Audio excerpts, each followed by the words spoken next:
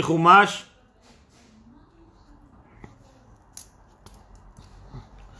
Buenas noches a todos.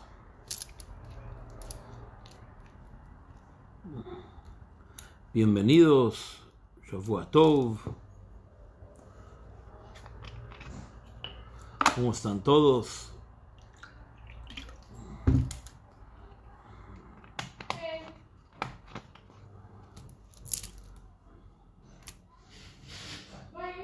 Shavua Tov a todos. ¿Qué tal?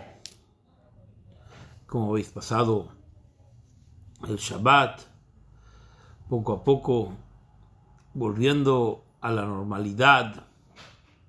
Baruch Hashem.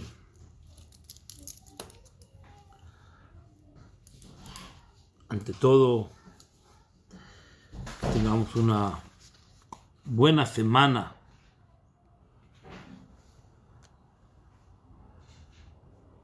Quiero decir con ustedes Lejaim, Lejaim, Lejaim a todos. Hoy es la fecha en la cual habíamos fijado en primera instancia la boda de mi hija Mushki, y Akadosh Baruj Hu ha decidido de forma distinta, un poco de sentimientos encontrados, una realidad. Una persona pone enormes expectativas y obviamente que Bezrat Hashem la boda será y con doble alegría, con triple alegría, pero al final de todo, en la idea que nosotros tenemos de la acción del ser humano y su influencia en este mundo, siempre pensamos de que la forma en que el humano piensa es la forma en la que Akadosh Baruj Hu nos apoya en cierto modo sobre nuestros planes. Y aunque finalmente Akadosh Baruj Hu ha decidido que la boda sea en otro momento, comparto con ustedes un lejaim, que tenga un lejaim, que diga un lejaim, y pedir que Akadosh Baruj Hu nos permita escuchar la voz Odishama Be'are Yehuda, que se escuche en los montes de Yehudá, Kol Sazón ve Kol Simcha, la voz de sazón, de alegría, de regocijo, Kol Simcha, la voz de la alegría verdadera, Kol Sazón ve Kol Hatan ve Kol Kala, la voz de Hatán y Kalá. Y que Akadosh Baruj Hu nos permita, Bezrat Hashem, siempre compartir buenos momentos y alegrías. Lejaim a todos, Shavua Tov, Baruch atah, mejor choconiendo.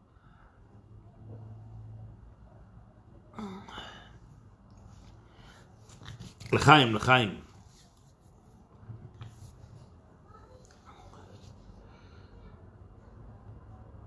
Esta semana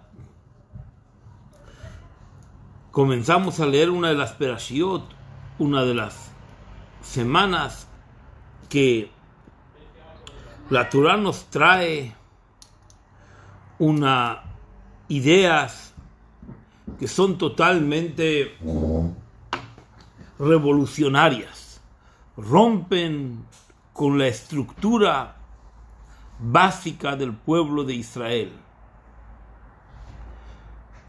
El principio de la Perashá nos dice Be'alotcha et hanerot, que Akadosh Baruj Hu le da a Aarón la capacidad para encender las velas del Mishkan, las velas del Bet HaMikdash, las velas de la Menorá.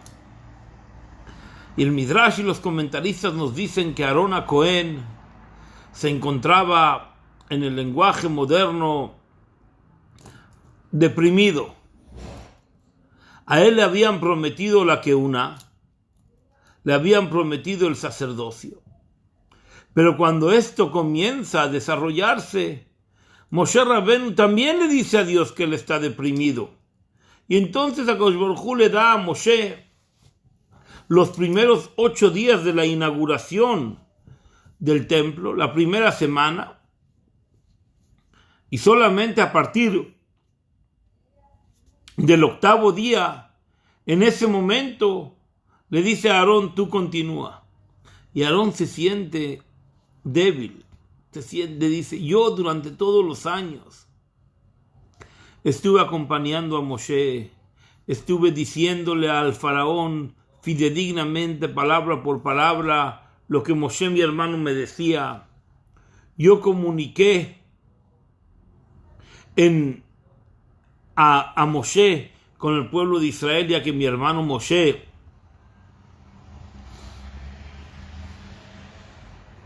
es de labio cortado y no puede hablar. Y entonces, ahora, cuando ya me toca finalmente mi momento, que yo pueda desenvolver mis cualidades en el servicio a Hashem, también en ese momento le dan a Moshe Rabenu para que él comience el servicio a Hashem. ¿Con qué derecho, vamos a decir, me quitan a mí totalmente de medio cuando me habían prometido que yo sería el que iba a llevar el encendido de las velas de la menorá, el encendido del trabajo del Mishkan frente a Hashem? Y no nada más eso, sino que Aarón al-Cohen está saliendo de los 7 días de duelo por la pérdida de sus 2 hijos. El primer día de la inauguración del Mishkan, Aarón al-Cohen pierde a Nadab y a Abiú, a sus 2 hijos, a Elazar y a Itamar, que habían traído un fuego que no correspondía con la fuerza que tenía que traerse en el Mishkan.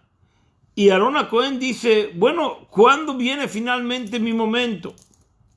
Y Aarón al-Cohen le pide a Kadosh Baruj Hu una bendición especial. Le dice, yo quiero hacer un trabajo que sea ledorot, que sea para todas las generaciones. No me sirve a mí hacer un trabajo que sea para el tiempo del Mishkan, para el tiempo del tabernáculo durante 40 años. Yo quiero que realmente mi trabajo sea un trabajo eterno, sea un trabajo que no tenga interrupción, que no tenga una doble interpretación.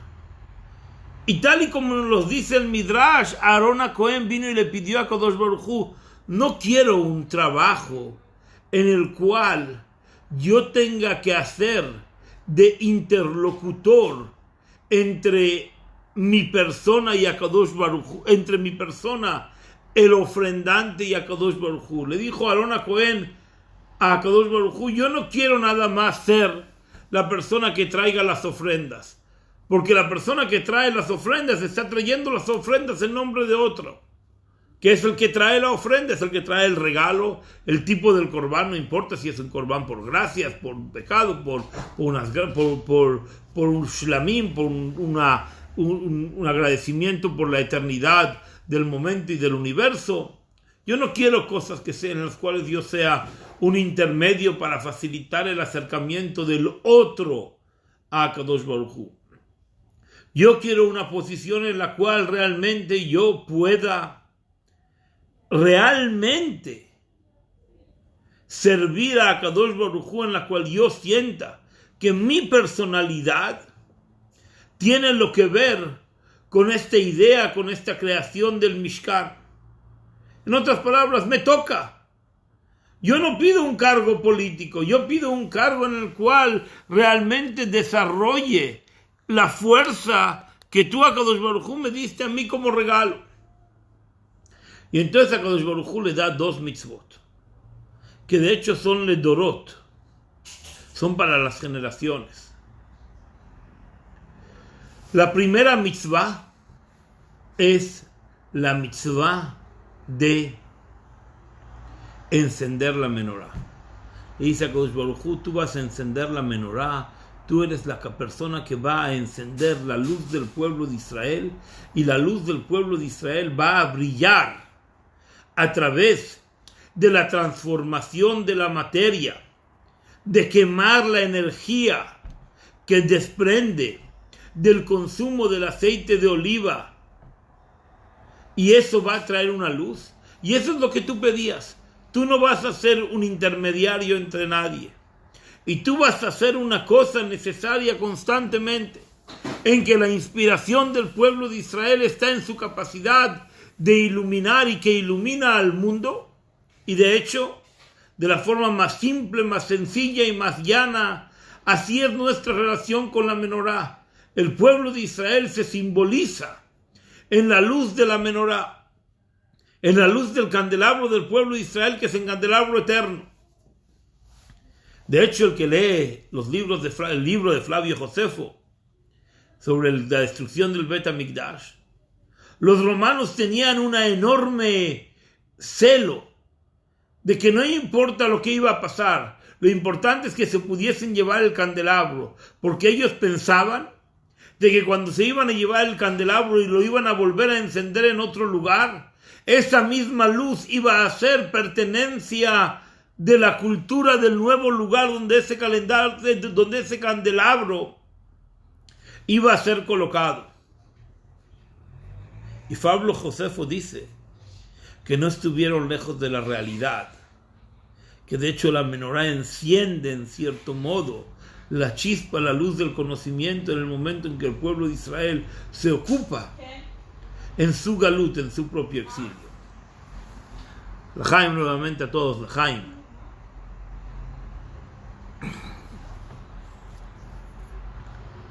El que leyó las palabras que envié antes, hoy es un día que me permito decir que las circunstancias y la idea del momento nos emociona, nos conecta a nosotros mismos, y lo comparto con ustedes. Como un Fabrengen, como la idea del Fabrengen, que es que el Yehudí se habla a sí mismo a través de compartir con los demás. La menorá de Aarón HaKohen, volviendo a nuestro tema, el candelabro, la luminaria de Aarón HaKohen, es la capacidad que Akadosh Baruj Hu le dio a Aarón HaKohen de encender la luz del pueblo de Israel en la forma en que los brazos de luz que Akadosh Baruj Hu le dio a la menorá crean un abanico de luz en el cual se permiten, en el lenguaje de la Gemara, los Shiva Kanim, los 7 brazos, que los 7 brazos son la interpretación eterna de la Torá en las 7 cualidades en las cuales Akadosh Baruj Hu creó el mundo, es decir, el mismo pasuk que nosotros podemos leer, lo podemos interpretar desde el amor, desde el rigor, Gesed, Gvurá, Tiferet, esplendor, Netzach, victoria, cada una de las cosas, dependiendo en dónde ponemos los puntos, las comas, la tonada y la intención, suenan totalmente de una manera distinta y se convierten en un mensaje totalmente distinto para nosotros y para los demás. Aarón HaKohen enciende la capacidad y la fuerza del pueblo de Israel de encender la interpretación y el poder que tiene la Torá de adaptarse a la forma que nosotros visionamos la Torá para nuestras vidas en cada uno de los momentos que nos toca vivir. Ese punto, esa idea, se complementa con la siguiente mitzvah que hay en la Perashá, una inmediatamente después de la otra. No nada más Aarón HaKohen tiene que encender la menorá. A Aarón HaKohen le dan una mitzvah que es un poco rara. Aarón HaKohen, cuando va a empezar el servicio de los Leviim, dice que tenía que cargar físicamente Veinafta et Leviim, tenía que levantar a cada Leví y acercarlo al frente, arriba, abajo, al frente y para atrás, como se hace un lejaim, arriba, abajo, al frente, detrás, y nos vamos para adelante. Pero no eran 1, 2, 3 o 4 Levíim.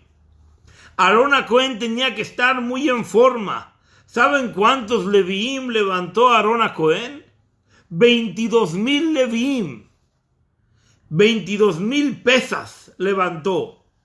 Y a cada uno lo tenía que levantar arriba, abajo, al frente y atrás para manifestar que la entrada de los Levíim al servicio de Hashem era una cosa que tenía que ver con el ungido físico de ellos para el trabajo. No era suficiente la interconexión espiritual que Aarón a Cohen podía darles o manifestarles con fuerza para que ellos sirvan a Hashem con ímpetu y con dignidad y con fuerza de la verdad. Había que crear un vínculo físico. Y ese vínculo físico, Aarón a Cohen tiene que levantar a cada leví. Y cuando levanta a cada leví, crea una forma parecido a que es físico en el servicio a Hashem. El Brit Milá, de la misma manera en que nosotros tenemos el Brit Milá, que nos permite a nosotros servir a Kadosh Baruj Hu con alegría, con una marca de fuego en nuestras vidas, que hay un pacto real en el cual aceptamos los designios de Kadosh Baruj Hu mucho antes de que tengamos conciencia de nuestra propia existencia, desde los 8 días de la creación, desde los 8 días de nuestra creación, perdón. También los Levíim, Aarón a Cohen los levanta físicamente y le dice: tú vas a ser Leví, y de ti va a haber un servicio, de ti va a salir una continuidad del servicio a Kadosh Baruj Hu, que es una continuidad eterna.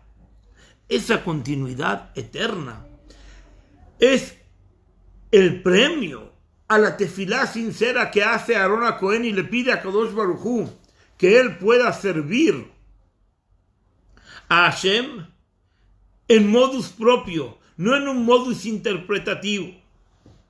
Aquí hay un mensaje interesante. Nosotros constantemente estamos pidiéndonos a Kadosh Baruj Hu, a nosotros mismos, que seamos nosotros capaces de interpretar el mensaje de los jajamim, de los sabios del pueblo de Israel en nuestra vida. Y que lo que los jajamim nos dicen es lo que tenemos que hacer caso y es lo que tenemos que escuchar. Pero hay un momento en que cada uno de nosotros tiene que tener la capacidad de ser Aarón a Cohen. Cada uno de nosotros tiene que tener la capacidad de visualizarse a sí mismo en el espejo de la realidad espiritual y material, y saber que tiene una responsabilidad y pedirle a Hashem que nosotros seamos nuestro propio eslabón en la cadena del pueblo de Israel, de la misma manera que Aarón lo fue. Y de la misma manera en que Aarón pidió, y vamos a llamarlo con chutzpah, con descaro, le pide a Kadosh Baruj Hu: yo quiero lo mío, yo no quiero ser siempre un reflejo del otro, incluso el reflejo de Moshe Rabenu. Es difícil de entender, pero Aarón quiere una función, un rol, en la cual dice: al mismo tiempo que pueda hacer mi rol, que no me despegue de ninguna manera de la forma y de la obligatoriedad que yo tengo con mi hermano Moshe. Y a Kadosh Baruj Hu se lo permite. Y así nosotros, cada uno de nosotros, tenemos que pedir que podamos acercarnos al ciclo de Hashem, al ciclo de nuestra vida y obligación en la Torah. Y en verdad, la perashá de Be'alotcha, que nosotros comenzamos, parecería una perashá que toda su primera mitad es perfecta, hasta un momento. En un momento dado, parece ser que todo ya está montado. Aarón a Cohen ya enciende su candelabro, los Levíim ya están en su servicio, y entonces el pueblo de Israel está listo para comenzar su camino de 40 años dentro de la Torá. Su camino dentro del Midbar, dentro del desierto. Todavía no hay 40 años. Vamos a explicar, justamente aparecen ahora. Y entonces la Torá nos dice que el pueblo de Israel tenía un GPS privado. ¿Cuál era el GPS privado? Eran las nubes en el viaje del Aarón a Kodesh. Las nubes que protegían al pueblo de Israel y acompañaban al arca del testimonio, al arca de los querubines. Cuando se empezaban a elevar, decían un pasuk. Este pasuk, cuando vamos a la sinagoga lo conocemos, cuando abrimos el Aarón a Kodesh, cantamos. ויהי בנשוא אהרון, ויאמר משה קומה השם, ויפוצו אויביך, וינוסו משנאיך מפניך. Decimos, y ahí era cuando viajaba el Aarón, y entonces desde el momento en que el Aarón se levantaba de su lugar, el Midrash nos dice que el pueblo de Israel empezaba en el levantamiento, y entonces el Aarón era como que si tuviese vida propia y acompañaba la fuerza del pueblo de Israel. Era una grúa hidráulica que no necesitaba de poderoso esfuerzo, sino con un poco que levantaban, entonces el Aarón a Kodesh, el arca del testimonio comenzaba a viajar. ¿Y hasta dónde viajaba? Hasta el momento en que las nubes se volvían a reposar, y entonces el pueblo de Israel sabía que tenía que volver a depositar el Aarón, y era la distancia que el pueblo de Israel avanzó. Y todo parecía perfecto. El pueblo de Israel estaba en un momento armónico después de la construcción del Mishkan, después del famoso Het Haegel. Pero entonces la Torah nos cuenta que vienen 3 faltas, 3 hataim, 3 pecados, si lo queremos traducir de esa manera. ¿Cuáles son las 3 faltas? El pueblo de Israel se empieza a quejar por la comida.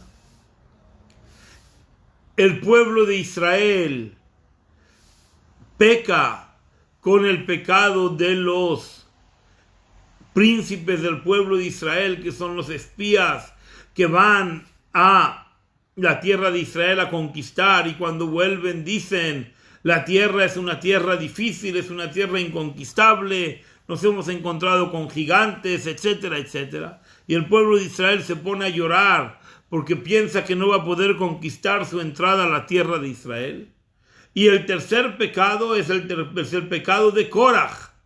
El pecado de Korach es el primo de Moshe, y le dice: tú te has quedado con todo el poder, te has vuelto un dictador, tú nos trajiste la Torá por manos de Akadosh Baruj Hu, pero ahora has centrado todo el poder de interpretación de la Torá para ti y para tu hermano Aarón, y a todos los demás no nos has dado una función más que tétrica dentro del organigrama del pueblo de Israel. Y nosotros, Korach le dice, somos tan ricos y tan sabios y tan apegados y tan kdoshim, tan venerados, tan sagrados frente a Hashem. ¿Y por qué tú has hecho para ti, has montado este espectáculo de una manera en que no hay espacio para el otro? ¡Wow! Después de que todo está tan perfectamente armónico, hay un pecado generalista del pueblo de Israel. Nos falta comida. Otro pecado en la representación política del pueblo de Israel, de cada una de las tribus.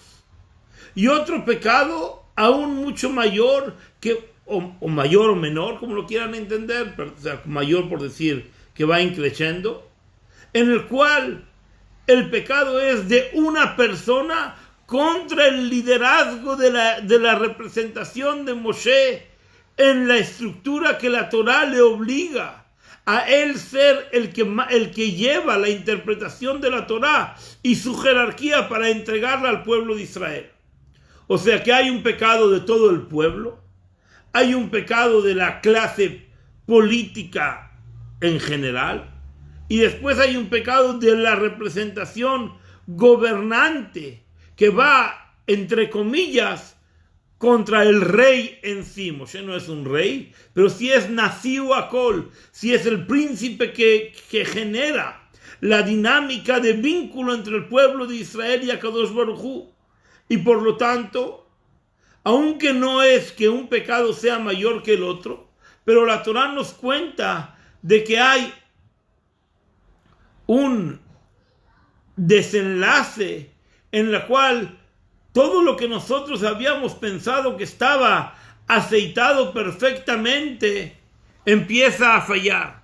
Y el fallo es un fallo sistémico, un fallo en el cual primero todas las defensas del pueblo de Israel se ven debilitadas, la clase política hace todos los errores posibles frente al mérito que Moshe les dio de ir a crear un camino hacia la conquista de la tierra de Israel. Y después Moshe Rabenu mismo se ve envuelto en una queja de Koraj y tiene que cortar la decisión, tiene que luchar cara a cara contra Koraj e imponerse para decir: yo soy un emisario de Akadosh Baruj Hu, y tiene que bajar a la respuesta bilateral contra una persona que enfrenta, lo que enfrenta principalmente es su liderazgo en la interpretación de la Torá que él mismo entregó en Sinai. Todo esto viene de una manera paradójica cuando nosotros pedimos y Akadosh Baruj Hu le permite a Aarón plasmarse como un líder que puede ir más allá. Y el Rebbe pregunta en su sijá, en su alocución sobre la Perashá, ¿qué acaso de verdad nosotros tenemos la obligación o la oportunidad de ir más allá, de pedir de nosotros mismos una fuerza que nos impulse más lejos de nuestra propia obligación, ir y volver? ¿Y seremos capaces de hacer ese camino de ir y volver? Y la Torah nos da una respuesta.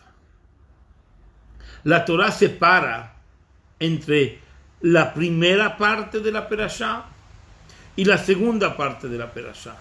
Ambas tienen razón. Hay un espacio para que Aarón a Cohen pida una entrega superior, pida una recompensa con mayor responsabilidad para su propio trabajo, porque no está pidiendo una recompensa por su trabajo, está pidiendo que le permitan desarrollarse a él como persona en un nivel más elevado, y a Akadosh Baruj Hu se lo da, se lo confirma. Pero también hay el otro lado, la forma en que nosotros podemos comprender la Torá es que cuando el hombre se anula y el hombre puede realmente percibir de que todo lo hace por Akadosh Baruj Hu, y entonces en su afán de acercarse a Akadosh Baruj Hu pierde su propia responsabilidad de lo que está haciendo y hacia dónde viaja. Y entonces tropieza, y tropieza en un nivel sistémico, tropieza a nivel pueblo, a nivel dirección política, los 12 príncipes de las tribus de Israel, y tropieza en la forma en que viene a luchar contra la esencia de la capacidad del pueblo de Israel de poder entender la voluntad de Hashem a través de la Torah. Y en todas ellas hay una falta. Pero en el fondo, cuando hay una falta, también la falta misma se transforma en una oportunidad para que nosotros volvamos a reestructurar al pueblo, a su liderazgo y al liderazgo de Moshe en sí. Y el pueblo de Israel está conducido a quedarse 40 años en el desierto justamente por la falta del liderazgo político, que no está lejos de la crítica de Koraj, Y no está lejos de la idea de que el pueblo de Israel entiende que necesitan merecer mucho más de la forma en el cual Akadosh Baruj Hu fija en una visión simple lo que significa el bienestar del pueblo. Todo esto, los pecados por un lado y el pedido en exceso de responsabilidad por otro, está dividido por un punto en medio, que es justamente el que comentamos. Vahidin so Aarón, que cuando él viaja el arca del testimonio, y Akadosh Baruj Hu nos permite a nosotros visualizar de que el testimonio es un testimonio que va de generación en generación, porque esa es la idea de un testimonio en sí. No es una cosa que hemos recibido sin ningún esfuerzo, sino que nos tenemos que levantar y dar un testimonio. Muchas veces el testigo, el individuo, en su exceso de responsabilidad, no llega a los zapatos de Aarón a Cohen, no llega, pide demasiado y no se puede acabar el plato. Es como cuando una persona va a un restaurante a comer y todo el menú le parece excesivamente bueno y empieza a pedir de una cosa y otra y después no lo puede comer, al final lo va a tener que tirar. Y cuando va a tener que tirar, no nada más va a tirar la responsabilidad que él pidió, sino también va a caerse en cosas en las cuales el propio sistema le había dado de forma gratuita, también en ellos se va a equivocar. El corte de el hacer manifiesto que nuestro testimonio, que va de generación en generación, puede fallar, es la idea de que muchas veces nosotros, aunque demos todo perfectamente a nuestros hijos en algún momento pueden interpretar la situación de una manera distinta a la que nosotros enseñamos. Y esa es la forma en que viaja el testimonio. El testimonio viaja de una generación a la otra y en ese viaje puede haber una rotura de las cuerdas que atan una generación con otra, un momento con otra, una responsabilidad con otro, y entonces todo el sistema colapsa, desde lo más público hasta lo más privado. Y Akadosh Baruj Hu nos los trae 1, 2, 3, como si no fuese suficiente una cosa dura. Las 3 cosas vienen en un solo paquete, diciéndole al pueblo de Israel, de hecho, aunque son 3 puñaladas, son 3 puñaladas que vienen de una sola jugada, de un solo desenfado del enemigo interno que nosotros tenemos, que no aguanta nuestra forma en la cual nosotros exigimos de más y no nos paramos a ver cuál es nuestra luz, cuál es nuestro mérito y si hemos aprendido la lección previa antes de pedir más. Pero no hay otra manera más que pedir más. Ese es el mensaje de nuestra perashá. Aarón a Cohen es la figura que la Torá nos trae como testimonio que él estuvo presente en el Geta Egel, en el pecado del becerro de oro. Él estuvo presente en el exceso de responsabilidad, estuvo presente en todos estos pecados, y en todos parece que juega un cierto rol, pero en ninguno es culpable. Porque si nosotros no nos exigimos, no podremos ni pecar, pero tampoco podremos tener éxito.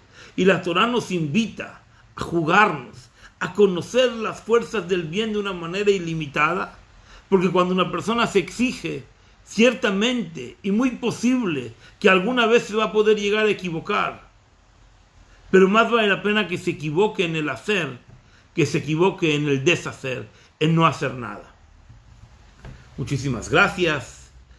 Finalizaré con un lejaim, terminar el lejaim pequeñito, y a que Akadosh Baruj Hu nos dé alegrías a nosotros, a nuestras familias, a todos vosotros con vuestras familias, y compartamos siempre con bien. Lejaim, lejaim, y que nos veamos fortalecidos con buena salud y con alegrías. Hasta pronto.